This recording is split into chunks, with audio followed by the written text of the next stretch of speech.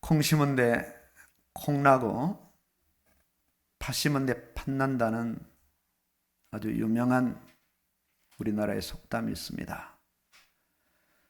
또 많은 사람들은 뿌린 대로 거둔다는 말을 어떤 큰 사건을 통해서 고백하기도 합니다. 이렇게 심고 거두는 법칙은 가장 정직하고 실제적인 법칙이 됩니다. 결탄코 콩을 심었는데 팥이 나거나 다른 열매를 맺질 않습니다. 반드시 콩 심은 데는 콩이 나고 팥 심은 데는 팥이 나게 됩니다. 대부분의 인생들이 이렇게 자기가 심어 놓은 것을 거두게 됩니다. 모든 추수는 씨앗에서 종자에서 시작이 되어집니다. 무엇을 심었느냐, 그리고 얼마나 가꿨느냐에 추수는 결정이 되어집니다. 아무것도 심지 않는 그런 밭에는 잡초가 무성할 뿐 열매를 거둘 수도 없고 기대할 수도 없습니다. 이렇게 자연 법칙은 인생 사람에게도 그대로 적용이 되어집니다. 자신의 미래를 위해서 꿈은 이루어진다는 그런 소망을 가지고 주경야도 가며 힘써 공부한 사람은 그 좋은 결과를 반드시 거두게 됩니다. 의학을 심은 사람은 의사가 되고 법학을 심은 사람은 판검사가 되며 한 분야의 전문적인 전문성을 심은 사람은 그 분야의 전문가가 되어집니다. 그럼에도 사람은 자연의 법칙처럼 그렇게 정직한 열매를 얻지를 못할 때가 너무나 많습니다. 심은 대로 거두지 못하는 경우가 많습니다. 어느 때는 차라리 심지 않았으면 훨씬 더 좋았을 것을, 내가 왜 심었을까 가슴을 치며 통탄하며 후회하는 경우가 허다합니다. 내가 이 자식을 왜 낳았을까? 왜 비싼 돈을 그렇게 들여가며 교육을 시켰으며 내 허리가 굽도록 이렇게 키웠을까? 후회하는 그런 경우들이 허다합니다. 그러면서도 원하든 원치 않든 무언가를 열심히 심으며 그 열매를 양산하며 세상을 살아갑니다. 근데 어떤 경우에는 망하고 죽는데 심게 되고, 어떤 경우는 반드시 심어야 살게 됨에도 심지 않는 그런 경우가 현대 세상을 살아가는 인간들에게 비일비재하게 일어나고 있는 현상입니다. 오늘 본문에서 바울은 이방인 중심으로 구성된 갈라디아 교회를 향해서 아주 원색적인 예수님의 복음을 율법과 복음과 대비하면서 차근차근 심도 있게 구체적으로 증거를 하게 됩니다. 그렇게 증거한 복음을 6장에서는 실천할 것, 실천하되 반드시 속지 말아야 될 것을 아버지 같은 그런 입장에서 당부를 하고 있습니다. 하나님은 업신여김을 받지 아니하시기 때문에 사람이 무엇으로 심든지 그대로 거두리라. 자기 육체를 위하여 심는 자는 육체로부터 썩어질 것을 거두고 성령을 위하여 심는 자는 성령으로부터 영생을 거두리라. 그러니 심으면서 낙심하지 마라. 때가 되면 반드시 거둘 것이다. 그렇게 말씀하고 있습니다. 심을 씨앗은 하나님의 말씀입니다. 믿는 자의 심령은 말씀의 씨앗이 심겨질 밭이 됩니다. 그러나 문제는 이미 말씀 안에는 말씀이 심겨질 그런 여유 공간이 그렇게 많이 남아있지 않은 것이 대단히 유감스럽고 안타까운 현실입니다. 이 녹음기가 상당히 고급 녹음기입니다. 지금 최고의 사양으로 녹음을 하고 있어요. 한 6번 하면 이 16기가가 꽉 찹니다. 그럼 더 이상 녹음을 받지 못하고 거부합니다. 다시 받으려면 비워내야 돼요. 이와 같은 현상이 말씀을 받는 갈라디아 교회에도 어김없이 나타났습니다. 이미 그 이방인들 중심으로 모여진 갈라디아 교회 성도들의 마음 안에는 세상 것으로 배운 지식이나 어떤 인간적인 상식이나 나름 세상을 살아가는 자기 어떤 방법, 그런 것들로 이미 꽉 차 있습니다. 그야말로 더 이상 빈 공간이 없을 만큼이요, 잡초가 무성한 버려진 밭처럼 인간 마음속에는 온갖 세상의 잡동사니로 가득 채워져 있어요.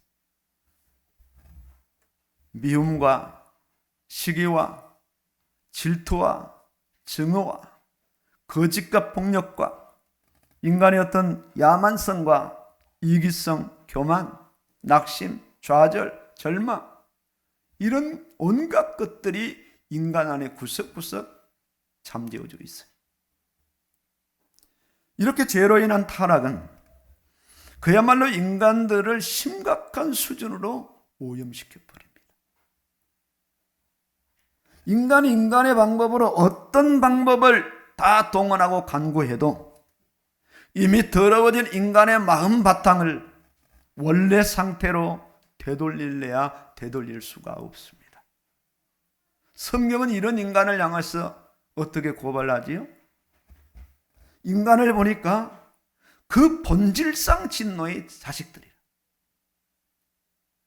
단 한 사람도 예외 없이 모든 사람이 죄를 범하여 한 사람도 하나님의 영광에 이를 수 없다.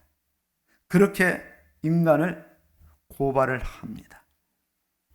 인간 보기에 선한 그런 일도, 정의로운 일도 전부 다 죄의 그릇, 죄의 바탕 위에서, 안에서 이루어져요.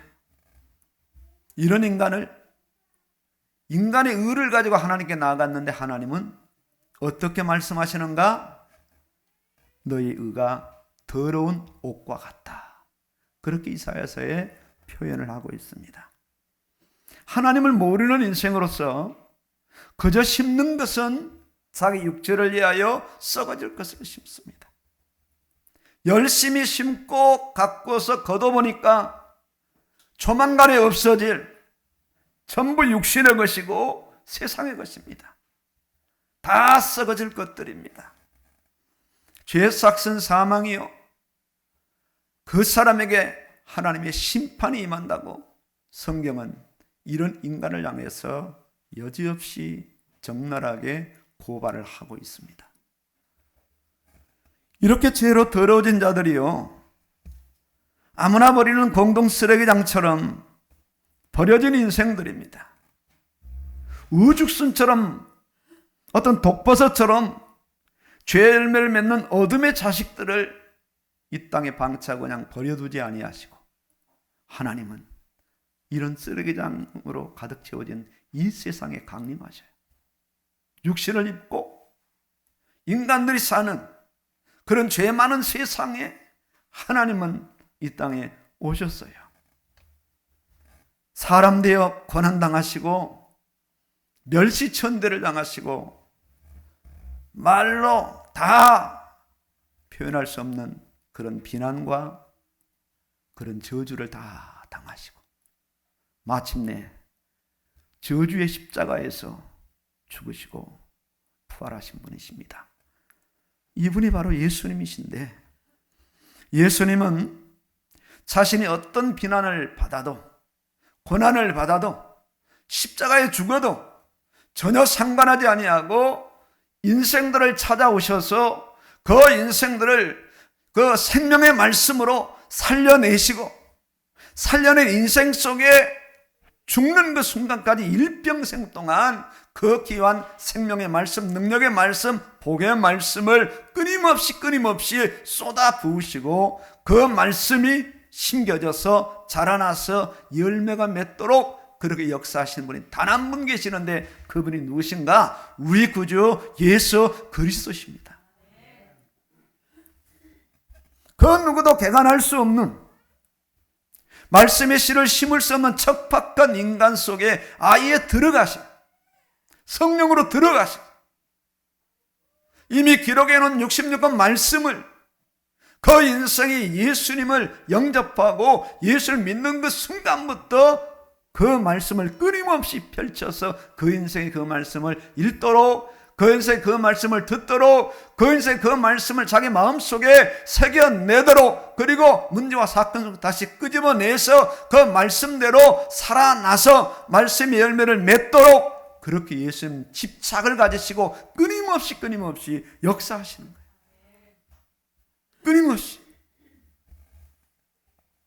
예수님은 사람의 마음밭에 말씀을 심기로 작정하셨어요. 농부입니다. 농부가 되셔서 포도나무를 가꾸시던 절로 과실을 맺게 하시는데요. 어떤 과실인가? 말씀으로 인하여서 맺어진 결과, 그 과실을, 열매를 맺게 하셔요.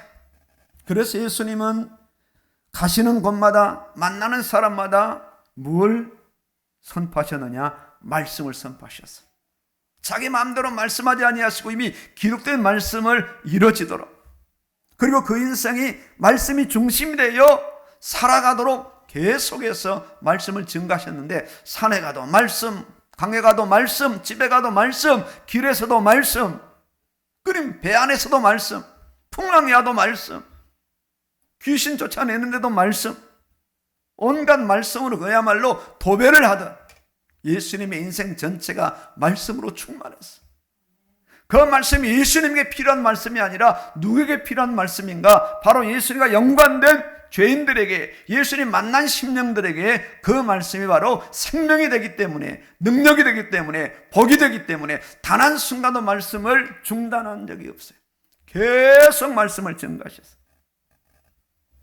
아예 그 말씀이 100배, 60배, 30배의 결실을 맺도록 말씀을 증가하셔요. 육신을 입고 세상에 계실 때도 말씀을 증가하셨고, 부활하여 승천하셔서 떠나가시고 다시 성령으로 임재하셔서 말씀을 증가하시고, 또 예수님이 이 땅에 오시기 전에 구약시대도 이미 어마어마한 거대한 분량의 말씀을 증가하셨어요. 인간의 그 더럽고 추악한 그 악독한 마음 속에 말씀을 심기 시작하셔요. 비록 죄의 씨앗으로, 죄의 잡초로 우거진 그 인간의 밭을, 그를 낳은 부모도 포기한 인생들을 예수님은 찾아오셔서 그들과 함께 하시며 동거동락하시며 말씀을 선포하셔요. 말씀으로 돌을 골라내시고, 말씀으로 길가를 파 엎으시고, 말씀으로 잔가지 굵은 가지를 뽑아내시고, 말씀으로 그 인생의 마음밭을 옥토밭으로 개간해내신 분이 바로 예수님이셔요. 예수님. 오늘 말씀에 분명히 말씀합니다. 바울을 통해서 예수님 말씀하시기를 뭐라고 말씀하십니까? 스스로 속이지 말라. 하나님 결국 속지 않으신다. 사람이 무엇으로 심든지 심은 대로 거둘 것이다. 거두지 않는 것은 없는데 자기 육체를 위하여 심는 자는 육체로부터 썩어질 것을 거두고 성령을 위하여 성령의 뜻 곧 말씀으로 심는 자는 그 말씀으로 열매를 맺는데 어떤 열매를 맺느냐? 없어지지 않냐고 변하지 않는 영원한 영생의 것을 열매를 맺는다고 분명하게 결론을 지었어요. 말씀하셨어요. 그렇기 때문에 말씀은 어디에 심겨져야 되느냐? 사실상 이런 곳이 아니잖아요. 왜 여기에 이렇게 프랑카드를 겁니까? 이 말씀이 우리 안에 들어오게 하려고, 인간의 마음 안에 말씀이 들어가도록, 그 말씀이 심겨지도록, 그 말씀이 뿌리 내려서 무럭무럭 자라 열매가 맺도록, 문제와 사건을 만나서, 환경을 만나서 타협하거나 양보하지 아니하고 세상에 혼합되지 아니하고, 예수 믿는 사람의 정체성, 나의 신분이 뭔가, 내가 여기서 어떤 본분을 가지고 살아가야 되는가, 어떻게 저들을 복음을 증거해야 되는가, 자기의 정체성과 본분과 사명을 가지고 세상을 살아갈 때 말씀은 한 스톱 열매를 맺게 되는 겁니다. 한 매듭이 자라주는 거예요. 그래서 그 위에서 또 자라나고 또 자라나고 열매를 계속 맺게 되고, 그 열매가 어디로 가느냐? 지난 주간 말씀하신 것처럼 천국에 저장되는 거예요. 그 구약에서는 그 복을 수장절의 복이라, 가꾸고 심어서 거두는 법칙이, 창고에 걷어들이는, 영적으로 천국 창고에 걷어들이는, 말씀이 그냥 와서 왔다가 끝나는 것이 아니라 말씀이 한 인생 속에 들어와서 그 인생을 살려내고 변화시켜서 그 인생에 만나는 문제와 사건 속에서 말씀의 열매를 여기저기 얻어서 때로는 30배였더니 오늘은 60배였고 내일은 100배였고 무진장의 말씀이 열매를 맺어서 어디로 가느냐? 천국으로 다 저장되도록. 천국에 가면 다 찾습니다. 말씀 통장 다 주셨어. 말씀 통장을. 거기에 다 기록이 되어 있어요. 이번에 말씀을 얼마나 읽었는가, 얼마나 들었는가, 얼마나 암송했는가, 얼마나 말씀을 순종했는가, 얼마나 말씀의 권위를 인정하고 말씀대로 살아갔는가에 대한 모든 것들을 말씀 노트에 다 기록해 놓으셨어요. 다 가면 찾습니다. 그것이 우리의 영광이 되고 면류관이 되고 기쁨이 되고 영원한 나라의 복이 되는 거예요. 계속 말씀입니다. 그런데 안타깝게도요, 우리 안에 말씀하는 것이 너무 많아. 이사를 가보니까 치울 게 너무 많아. 온갖 쓰레기로. 이사 갈 사람이 좀 치워놓고 가지. 그냥 쓰레기 온통 다 놓고 가면 어떻게 합니까? 그거 다 치워내야 됩니다. 도배 다시 하고, 장판 다시 깔고, 싱크대 다시 교체하거나 수리하고, 청소 다 하고, 그 다음에 물건이 들어갑니다. 이와 마찬가지로 이런 반복된 과정들을 예수님은 마다하지 아니하시고 한 인간 속에 찾아오셔서 그를 만나주시고 그 인생 속에 들어가셔서 그와 함께 인생을 생사고락을 같이 하시면서 한 인생을 말씀으로 그렇게 고쳐나가시고 세워나가셔서 말씀의 열매를 맺게 하신. 예수님이 구정명절에 쉬셨느냐? 안 쉬셨어요. 예수님이 구정명절에 천국을 가셨느냐? 안 가셨어요. 예수님 말씀하시기를 천국이 어디냐? 너희 마음속에 있지 않느냐? 그렇게 말씀하셨어요. 그러면서 계속해서 세상 문화와 세상 명절과 전혀 상관없이 그 속에서 자신의 신분의 정체성과 본분을 가지고 사명을 가지고 살아가면서 말씀의 열매를 맺도록 그렇게 예수님께서 의도하시고 역사하셨어요. 그런데 참 세상 지식이 많습니다. 적어도 20년 가까이 교육을 받아요. 그리고 가정에서 잔소리가 너무 많이 받습니다. 그리고 사회에 진출합니다. 사회에 나가면 사회에서 이 받아들이는 그런 방법과 그런 이 슬기로운 지혜들이 너무 많아요. 상관을 어떻게 대할 것인가? 어떻게 내가 열심히 해서 승진할 것인가? 어떻게 내가 이 직장생활을 할 것인가? 사회생활을 할 것인가? 자기 각 분야에 수많은 동료와 선후배와 그런 사람들을 통해서 세상을 살아가는 슬기로운 그런 지식들을 많이 받아들인 거예요. 그렇게 일주일 동안 아주 그냥 6일 동안, 지금은 5일 근무지만은 파김치가 되어서 세상 문화 속에 쪄들어서 그렇게 살아가다가 어디 옵니까? 예배당에 와요. 그 예배당에 와보니까 단 25분, 30분 설교를 해요. 그리고 돌아가면 끝입니다. 피곤해서 거의 반 졸다가 예배를 마치고 집에 돌아가고 그저 집에서 TV 좀 보고 주일을 지내다가 월요일날 다시 시작해서 세상 속으로 또 들어갑니다. 그 참 안타깝게도 말씀이 그 사람 속에 들어갈 수 있는 여지, 그렇던 공간, 여유가 그렇게 많지 않아요. 그렇게 참 많지 않아요. 이 한 주간 세상을 살아가면서 이 한 번 들은 말씀을 가지고 세상을 감당하기가 너무 벅찬 거예요. 너무 벅차요. 솔직히 말씀을 들어갈 그런 여유 공간이 없어요. 다행히도 그 말씀이 그 사람 속에 메시지로 들어가서 그 말씀이 중심이 되고 그 말씀이 생명과 힘이 되어서 세상을 바라본다면 그 사람은 세상 문화 속에서 세상의 어떤 그런 법칙 속에서 여전히 말씀을 심고 말씀을 거두는 그런 놀라운 역사를 이루겠지만 그렇게 되기가 쉽지 않은 현장이에요. 한 주간 세상에서 받아들이는 그런 정보와 지식과 문화가 그 양이 작지 않아요.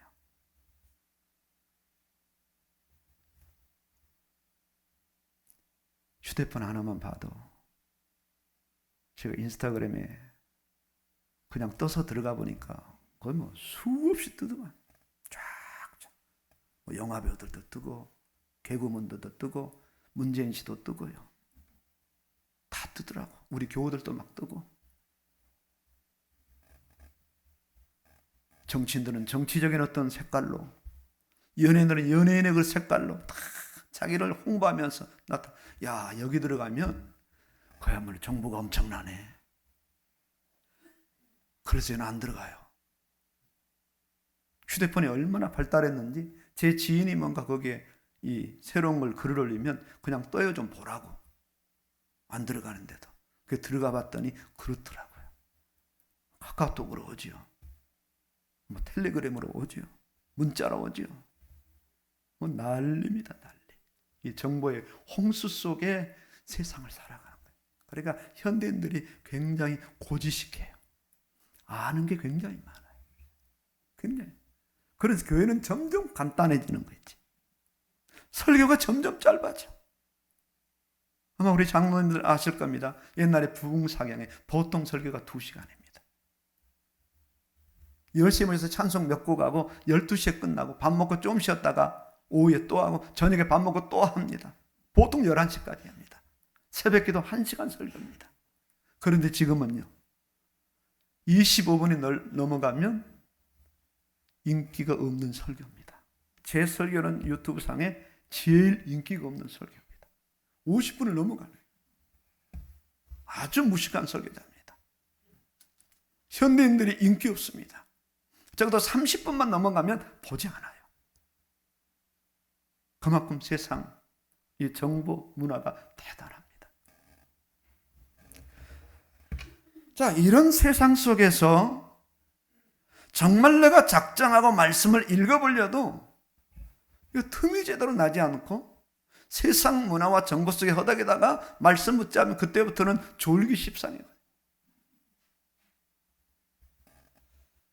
그러면서도 월요일날은 어김없이 직장을 가고 학교에 가고 사업장에 가고 세상 속에 나아가서 그 속에서 전력을 다하여 살아가자. 이런 문화에 살면서 전혀 이상이 없는 겁니다. 죄의식이 없어요. 당당해요. 좋은 맛대로 말씀의 씨가 떨어질 영적 분위기가 도무지 형성이 되질 않아요. 이런 현실을 두고 하나도 안타까이 여기지 않습니다. 교회에서도 안타까이 여기지 않습니다. 당연한 것으로 받아들여요.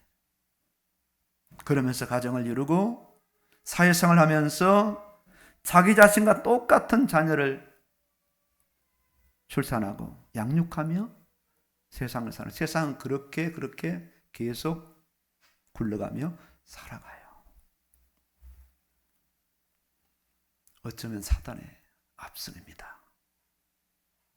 곰곰이 한번 생각해 볼 필요가 있어요.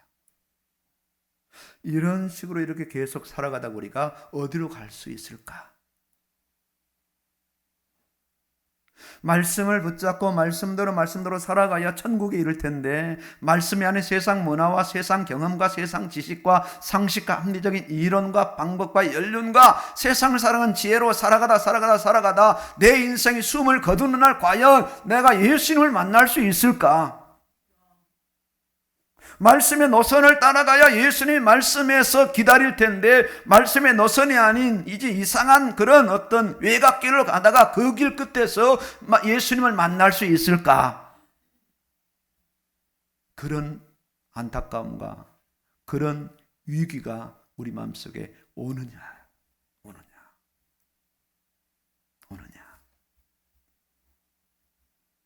그럼에도 너무 다행스러운 것은 말씀은 독자적인 권위를 가져요. 단 한 구절이 세상을 바꿀 수가 있고요. 단 한 구절이 그렇게 인생의 길가와 돌로 가시로 가득 찬 그런 세상에서 감당할 수 없는 그런 인생을 단 하루 만에 획기적으로 고치고 바꾸고 살릴 수 있는 그런 말씀의 독자적인 권위와 능력이 어디에 있느냐? 말씀 안에 있어요. 왜냐하면 말씀은 바로 하나님이니까. 말씀 바로 생명이니까. 죽은 생명을 살리는 생명이고, 변화되지 못한 그 인생들을 변화시키는 능력이고, 세상에서 저주받은 인생들을 복으로 완전히 장식할 수 있는 복의 근원으로 세울 수 있는 그런 말씀이기 때문에 말씀 한 구절이 그 인생을 살린다고요. 아브라함이 그 우상을 섬기는 집안에서 자기 형 나홀도 우상 섬기다가 다 저주받아 죽는데, 아브라함이 하나님 말씀이 임하잖아요. 너는 너의 친척 본토 아비 집을 떠나 내가 네게 지시할 땅으로 가라. 그 한 말씀에 가니까 아브라함이 복을 받고, 복을 받은 그 자식까지 복을 받고 그 후대까지 복을 받는 그 계대에서 예수님이 오시는 놀라운 역사가 일어나더라는 거예요. 단 한 말씀 한 구절이, 태초에 하나님이 천지를 창조하시니라. 하나님 말씀만 하시면 창조됩니다. 천지가 창조됩니다. 6일 동안 한꺼번에 창조하실 수 있는데, 우리에게 교훈을 주시께서 6일 동안 차근차근 창조하시더니 마지막 인생을 하나님 직접 빚어 창조하시고 그 인생에 뭘 주시느냐? 성령과 말씀을 주셨어요. 그리고 말씀대로 살아갈 때 그 인생이 복되도록 세상 문화에, 세상의 어떤 이론과 지식과 방법에 거기에 쩌들어들지 않은 말씀의 권위를 가지고, 말씀의 건 내일 위에서 노선 위에서 말씀 붙잡고 인생을 살아가도록 그렇게 의도하시고 역사하셨어요. 그래 지금 이 세상 문화, 세상 지식은 명백한 사단의 전략이고 사단의 그런 압승이에요. 이걸 모릅니다. 기독교에서. 기독교 어른들도 몰라요. 그래서 기독교 총회에서는 지금 빨리 뭘 해야 되느냐? 총회를 구성하고 유지하는 게 문제가 아니라 학교를 만들어야 돼. 학교. 기독교 학교를 많이 만들어야 돼. 그래서 아예 어릴 때부터 그 학교에 집어넣어서 아이들의 영성을 살리고 말씀을 집어넣어서 말씀을 가지고 세상을 보도록, 말씀을 가지고 교과서를 보도록, 말씀을 가지고 과학을 보도록, 말씀을 가지고 전문적인 모든 걸 보도록 그렇게 만들어야 되는데, 세상 지식을 가지고 말씀을 보니까 말씀이 작아 보이고 시시해 보이는 겁니다. 말씀이 권위가 없어요. 그 능력의 말씀을 소유하고도 말씀을 읽지 않고 듣지 않고 말씀대로 살아가지 않아요. 왜? 그 안에 이미 지식이 꽉 차 있어요. 그 지식을 가지고 말씀을 판단합니다. 아, 오늘 말씀 좋았네. 아이고, 오늘 말씀 안 좋았네. 오늘 말씀에 깊이가 있네 없네. 저 말씀은 언제 또 했던 말이네. 이런 소리를 합니다. 왜냐하면 그 사람 안에 이미 이 말씀을 판단하는 세상 기준, 세상 연륜이 꽉 차 있단 말이에요. 이게 지금 한국교회 실정이고 어쩌면 우리 교회 실정이거든요. 왜? 바빠요. 돈 벌기 바쁘고 자녀 교육시키기 바쁘고 세상 살아가기 바쁩니다. 그런 구조, 그런 어떤 의식, 그런 것들로 꽉 차 있어요. 아주 빈틈이 없습니다. 몇 시에 일어나서 몇 시에 가고, 몇 시에 퇴근하고, 몇 시에 자고, 오늘 무슨 논문을 쓰고, 뭘 발표를 하고, 어디 출타를 하고, 정확하잖아요. 그 말씀이 설 자리를 잊어버리는 거예요. 설 자리가 없어요. 그래서 예수님은 씨 뿌리는 비유에서 인생들의 밭이 길값 밭이고 돌 밭이고 가시떨기 밭이다. 좋은 밭을 말씀하지 않습니까? 성령은 치밀하게 강력하게 역사하셔요. 루터가 종교개혁을 할 때 많은 말씀을 가지고 종교개혁을 한 것이 아닙니다. 오직 나의 의인은 믿음으로 살리라, 그 한 말씀이, 그 말씀이 중심이 되었어. 그 엄청난 교황청에 95개 조항문을 걸어놓고 말씀의 권위에 도전하는 그들 앞에 당당하게 싸움을 건 사람이 루터 아닙니까? 기독교가 개혁되도록 말씀이 이만큼 대단한 겁니다. 한 말씀이라도 제대로 붙잡을 수 있다면요, 말씀의 씨가 그 사람 속에 제대로 떨어져서 심겨지고 뿌리 내리고 자라나기 시작하면요, 세상에 엄청난 지식을 가지고 말씀의 권위로 그 지식을 제대로 평가하면서 세상을 살아가는 그런 사람으로 세워지게 돼요. 정말 아이들 속에 말씀을 집어넣을 수만 있다면요, 어릴 때부터, 그 기억력 좋은 어릴 때부터 좋은 시절 세상 지식 다 집어넣고 이제 치매 오기 직전에 말씀을 암송하려고 하니까 암송이 돼야지. 돌아서면 잊어버리는 거, 돌아서면 잊어버려요. 하루라도 안 들여다보면 섞여요, 빠져요, 왔다 갔다 합니다. 이런 현상들이 계속 벌어지는데 이런 현상들은 전혀 이상하지 않도록 받아들이고 그냥 정상적인 삶으로 인정하고 그렇게 살아갑니다. 아니, 젊을 때는 뭐 세상 공부나 돈 벌고 자식 키우느라고 말씀 못 읽고, 이제 나이 드니까 눈 어두워서 말씀 못 보고, 그냥 뭐 힘없어서 말씀 못 보고, 그렇게 살다 인생 끝나는 거예요. 이게 성령의 역사하시는 의도가 있느냐고. 아니잖아요. 말씀을 살아 계시는데, 살아 역사하시는데, 아예 어릴 때 뱃속에서부터 말씀을 먹고 태어나자 말씀을 읽고 끊임없이 말씀을 듣고 내 손목에 매여 기호로 삼으며 미간에 붙여 표로 삼고 들어갈 때 나올 때 말씀을 봐라. 왜? 말씀만이 인간을 살리고 세우고 복주기 때문이에요. 심은 대로 거둔다. 육체를 심느냐는 육체로부터 썩어진 것을 거둔다. 뭐 노벨 상이 많지만은 다 그것도 육체입니다. 육체, 세상입니다. 하나님 걸 인정하지 않아요. 세상을 인정할지 모르지만은, 그러나 한 어린아이가 말씀 붙잡고 그 말씀대로 나가는 그 길을 하나님은 세상에 어떤 것보다도 크게 여기셔서 어린아이들은 내게 오는 것을 금하지 마라. 말씀을 말씀으로 제대로 인정하고 믿는 그 어린아이들을 예수님이 좋아하시는 거예요. 그래서 우리가 나이가 들어도 직분을 받아도 그 마음이 어린아이처럼 돼서 주여 말씀 앞서서 제가 듣겠나이다, 말씀대로 제가 살겠나이다, 말씀의 권위 앞에 무릎을 꿇는 그런 성도를 지금도 예수님은 찾고 계시는 거예요. 목사 장로를 찾는 것이 아니라 말씀의 권위 앞에 무릎을 꿇는 그런 직분자를 찾고 그런 성도를 지금도 찾고 계시는 거예요. 이 말씀의 권위, 말씀의 권위. 갈라디아 교회는 이방인들이 개종한 교회로서 유대인들이 집요하게 공격합니다. 율법을 가지고 공격하고 할례를 가지고 공격하고 뭐 제도를 가지고 공격하고, 그런 가운데 예수님 바울을 보내서 원색적인 복음을 증거하게 하셨어요. 할례와 모세 율법의 무거운 짐을 구원을 위해서 합당하다 짊어지고 가는 그런 갈라디아 교인들을 향해서 그거 필요 없다, 예수님이 다 이루셨다, 자유의 복음, 그 복음을 받아들이란 말이에요. 복음으로 강한 반발력을 갖게 하셔요. 율법을 행함으로 구원받는 것이 아니라 오직 예수님을 믿음으로 구원받게 되며, 구원받은 자로서는 다른 것이 아니라 말씀의 권위 앞에 굳건하게 세워져라. 이를 위해서 성령은 역사하신다는 거예요. 성령은 5장 1절에요. 그리스도께서 우리를 자유롭게 하시려고 자유를 주셨으니 그러므로 굳건하게 서서 다시는 종의 멍에를 매지 말라. 5장 16절에 성령을 따라 행하라. 그리하면 육체의 욕심을 이루지 아니하리라. 성령을 따라 행하라. 성령을 어떻게 따라 행합니까? 성령은 말씀으로 역사하시는 겁니다. 말씀을 따라 행하는 것이 성령을 따라 행하는 것이고, 성령을 따라 행하는 것이 말씀을 따라 행하는 것이 됩니다. 동의어입니다. 동의어. 동의어. 본문에 말씀하죠. 스스로 속이지 말라. 하나님은 업신여김을 받지 아니하시나니 사람이 무엇으로 심든지 그대로 거두리라. 드디어 갈라디아 교회가 꿈틀거리기 시작합니다. 여기저기서 말씀을 받기 시작해.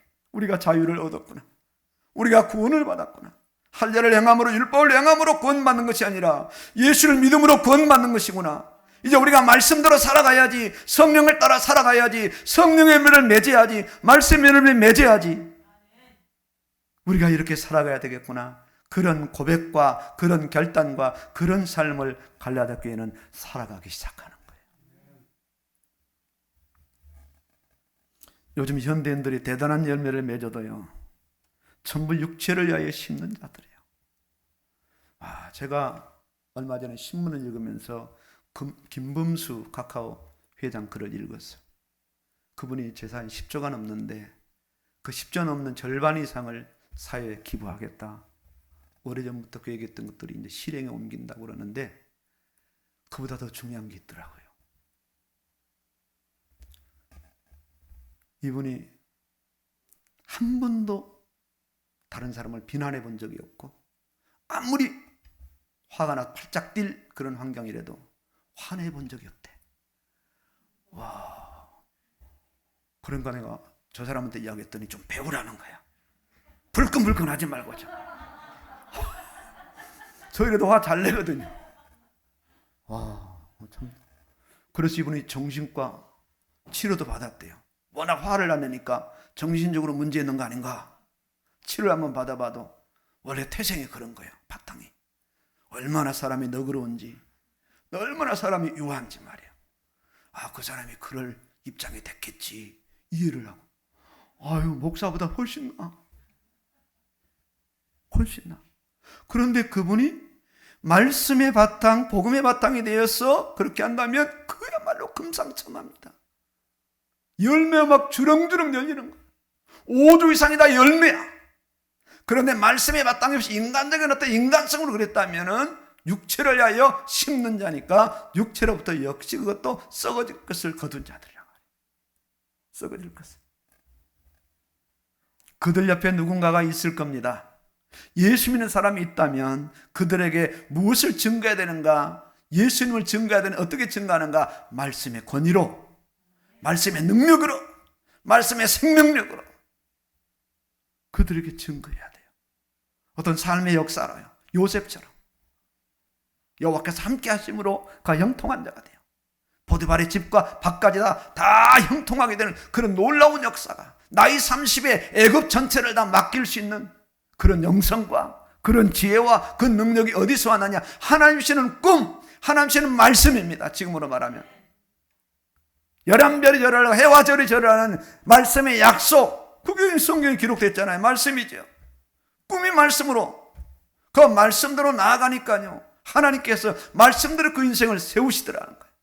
어린 나이에 국무총리가 되도록, 자기 가문 전체를 다 살리도록, 세계복음화를 이루도록 놀라운 역사가 일어나죠.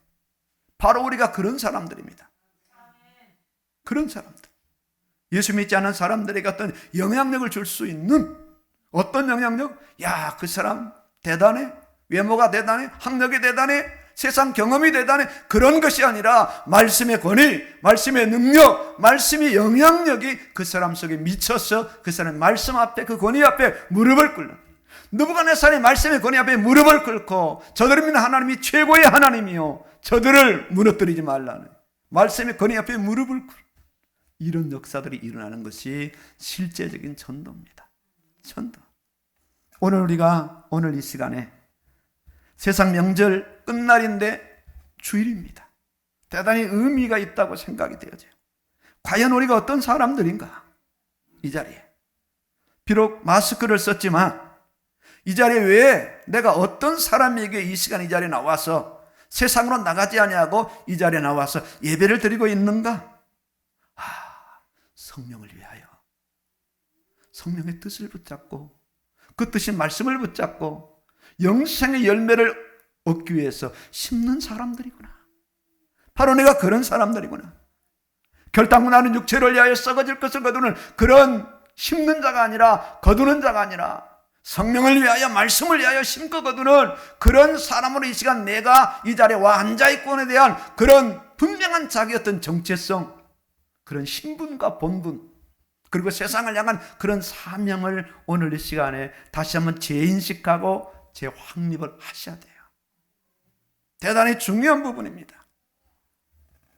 자기 마음속에 말씀을 심는 사람들이고 남에게도 속지 않지만 스스로 자기를 속이지 않는 사람들이 말씀을 심는 일에 낙심해서는 안 될 사람들이에요. 때가 되면 다 거두리라. 울며 씨를 뿌리러 나가는 자는 기쁨으로 그 단을 거두리로다. 그렇지 않겠습니까?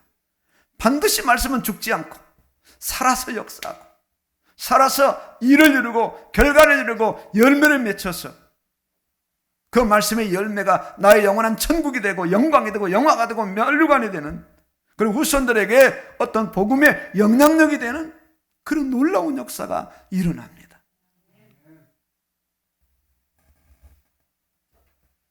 그러면서 오늘 내 안에 말씀하는 것이 너무 많이 심겨져 있다.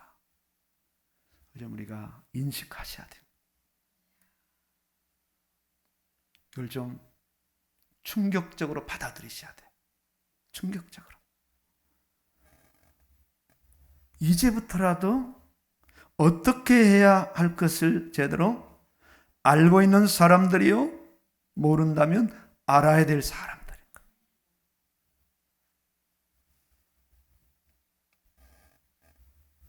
반드시 말씀을 심고 말씀의 열매를 맺혀 거두어야 되는 그런 사람들이에요. 이런 사람이 분명하다면요, 어떻게 해야 되죠? 이제 말씀의 가치를 좀 알아야 돼요. 많은 사람들이 그런 말을 하잖아요. 벼락을 맞대 좀 돈벼락을 맞았으면 좋겠다.